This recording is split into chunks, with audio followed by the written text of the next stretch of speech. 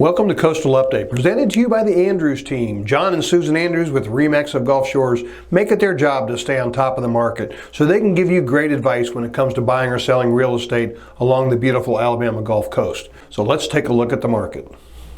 This is our 1-month report for January of 2026 for the condominium market here along the beautiful Alabama Gulf Coast. The area we call Pleasure Island, consisting of Gulf Shores, Orange Beach, Fort Morgan, and Perdido Key in Florida. We've gathered this data from the Baldwin Realtors database. So let's take a look at the market after just 1 month in 2026. This chart shows inventory, the number of the condominiums that are active on our MLS system. And on February the 1st, it stood at 986, down somewhat, about 50 from the same time last year.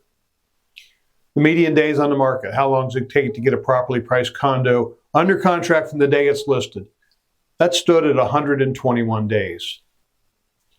Here are sales over the last 2 years on a month-by-month basis, with 78 condominiums changing hands in the month of January. Now, we had a lot of cold weather in January that affected some of the showings. We're looking for that number to jump up in March and April like it typically does. Here's the first month of January compared to January of 2025. Total number of condos to sell was up 18%. That's a great sign. Average sales price was down 17% to $530,000. The median price dropped a whopping 20% to $490,000. Remember, median means half the sales were above and half were below. Once again, the dollars per square foot heated and cooled also dropped to 452 square feet.